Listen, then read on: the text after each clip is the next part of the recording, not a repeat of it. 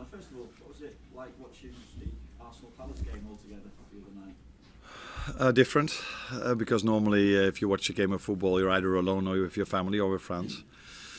Now we watched it all together, and it was a game that had a surprise. Before the game, I was surprised that it ended in a draw. During the game, I wasn't that surprised because Palace again showed where this league is all about. Very good performance as a team, and also a few very good individual performances. So yeah, in the end, maybe not a surprising result before the game. I didn't expect it to end in a draw. It means you just need a point now to clinch the Premier League title. So how do you feel about that opportunity to do that in front of your home fans as well? Yeah, first of all, that's a big responsibility because we are aware of the fact that the last time this club won the league, it was COVID time. So everybody is looking forward to Sunday. But we know that there's still a job to be done, and that's at least 1 point. And that's what we know, and hopefully our fans know as well when they come to the stadium, that they support us in the best possible way they can, which they've done the whole season. And are aware of the fact that we still need a point, and that's something we are definitely aware of here inside this building. So it's a nice game to look forward to, but it's also a responsibility we have for Sunday. With that as well, how prepared are you for the emotion of the occasion? Because as you say, it is very different to the last time the club won the Premier League title, with everyone together. Yeah, but first a game to be played against the Tottenham side that is playing for something special as well. Maybe not in the league, but definitely in the Europa League. So they want to go towards Bodo Glimt in the best possible prepared way. So we're only focused on, like I've said so many times, on the next opponent, and that is Tottenham now. So we will try to prepare the team the same way as we've done the whole season. And hopefully the players can bring the same energy, the same mentality towards the game as they've brought throughout the whole season. And the fans, we're expecting from them the same. Thank you. We're surrounded by history here, and I know you've mentioned that you've not thought about that yet, but there's only 11 managers who've ever won the Premier League title.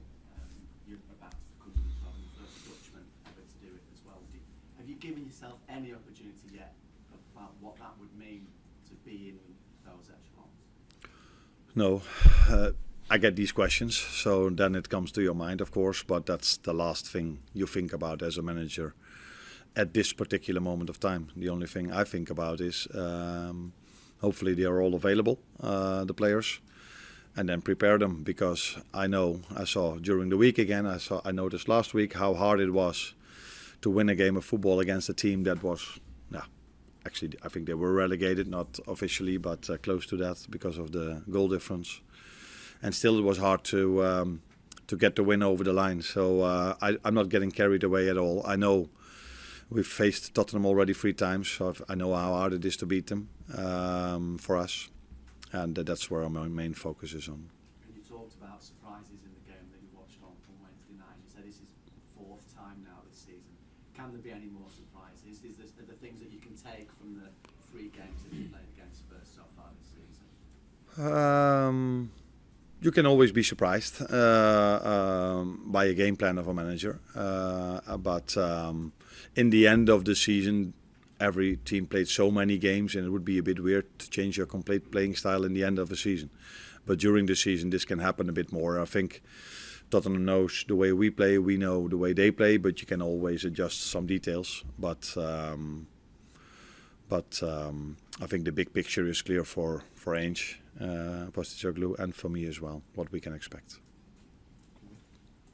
Hey, Anna. Many people are saying this is more of an achievement what you've done because you inherited this squad. I just wondered what you thought of that, and also when you came in, did you really think this was possible in your first season? Nah, said many times, if you come in, you don't, in the first days you're here, you just, first of all, look around you, how the training ground looks like, and then you start to work with your players. Then you're trying to get your playing style across which we already knew we wouldn't change that much. But when players come back from holidays, when they've played at the national team, sometimes you need to refresh them a bit. What is expected over here. Then if you walk through this door, if you walk in here or at Anfield, you know the expectations. You know the expectations are that this club has to win trophies. And that doesn't change when I walk through that door. So the good thing is, I said it a few times before, that most managers work here for a long time, so you have a lot of chances to win something. But so you're aware of that, but that's not the first thing you think about when you walk through this door. Hi, Arne. What would you say to those who say the Premier League hasn't been as strong this season as in recent years? That everybody can have his own opinion. And the nice thing in life is that if you have your opinion, or in life, in the parts of the world where we live in, if you have your opinion, you can share it with everyone. And that's a very positive thing to have in a country, that everyone can have his opinion. And as long as that opinion comes from his idea and not from another reason, but you might have a different opinion. That's the nice thing about the world we are living in, that everybody can have his opinion. What's your opinion? Difficult, because I'm only here for a year, so I can only tell you what I've experienced this season, and I think it's never been as exciting for top 4, top 5 finish, because in all the years before it was quite clear which clubs would probably get the first 3 or 4 positions. It's never been as hard to end up top 4, top 5 in the Premier League. That, in my opinion, is a real difficult league, because that's what I've experienced over here. It's never been an easy game. It's always been very hard to win a game of football, but maybe that tells you something about us. Although we're not the only team in this league who finds it hard to win a game of football by a margin of 3 or 4 goals, and that was maybe easier 2, 3, 4, 5 years ago.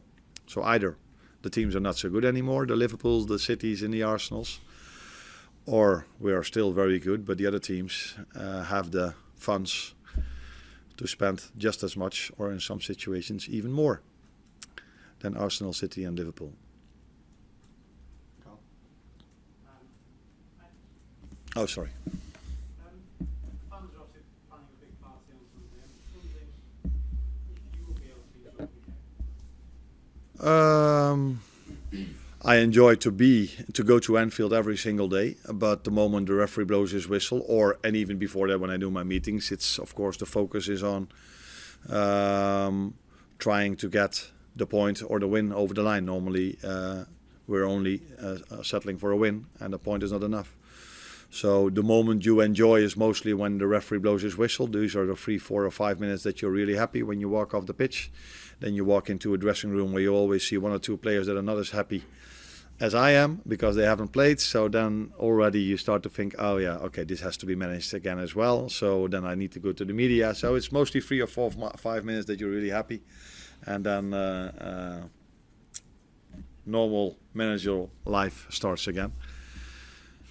So yeah, enjoying is what you do after the referee has blown his whistle. I would hope on Sunday, if you win, you'll allow yourself more than 3 or 4 minutes to enjoy it. I would thought. That means that it's going to take a while before I go to the media. Okay. Any more for the breakouts? No. Hi Arne, I wanted to ask about Conor Bradley. First of all, is he fit enough to play 90 minutes? I know he's just coming back from injury in the last couple of games. He hasn't managed the full 90. Is he fit enough now to play if need be?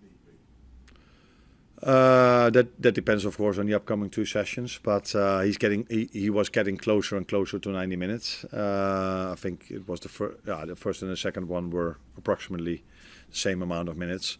And it's normal if you played twice around 70 minutes, then the chance of you being able to play 90 is getting closer and closer. But we are also taking very good care of him because he had 2 injuries that were similar. So yeah, let's wait and see how he does today and tomorrow, if he's able to play, and if he's able to play, if he can make 90. Also, I mean, he's done so well in his early Premier League career. It's easy to forget he's only Okay. With the rest of the season to come, and thinking about some of the left wingers, obviously Spurs have got the likes of Richarlison, Matthias Tell, then you've got Toma, Martinelli, Pedro Neto. How key for his development is it for him to be able to face some of those really good elite Premier League players and maybe play some more full 90 between now and the end of the season?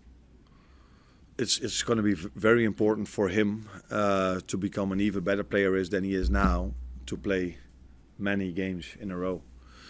Unfortunately for him, there's also another fullback who is world class at this club as well, with Trent Alexander-Arnold. So that is probably the only reason why he hasn't played back-to-back games yet, because he definitely has the quality to do so.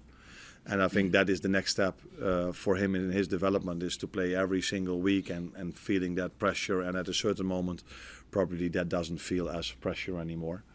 But that might be his next step. But as long as Trent is here, it's going to be a difficult step for him to make as well. But they are both very good fullbacks. James? Arne, there were stories in Portugal earlier on this week that if Darwin Nunez plays and starts another game, it would trigger a clause. I think it's €5 million Liverpool would have to pay Benfica. Is there any financial element in your thinking in terms of, or is it purely a footballing decision when it comes to picking the team for the rest of the season? Do you always believe what journalists say? Always. Not always.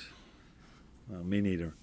Sometimes you should, but sometimes it's better not to believe everything that is written about players. So it's completely new to me, and I've said many times that I'm working at a club here where it's really nice to work. So mainly sports directors are judged by the players they bring in. For me, it's very important to have a great working environment, and I have that with Richard. So the last thing he would do, as I expect working with him for 10 months, is tell me, if you play him, it would cost us this much, and if you that he would never do. So I don't even think if it's true or yes or no, because we never talk about that. He never interferes with a lineup. It might be true, but if a journalist says it, we have to. How do you say that? We have to balance this if it's true or not, or no? You know what I mean. Yeah. And can I just ask on Joe Gomez, where's he up to, and do you think he could still play again this season? If his recovery goes well, he would be able to, maybe in the last 1 or 2 games of the season, but he's still not training with us yet. But he's coming closer and closer to train with the team. But then he's been out for a long time, so we're not just discussing Conor Bradley. It took him a while before he could even come in, or let alone start. So I think he will be available in the last 1, 2 or 3 games if his recovery goes the way as planned.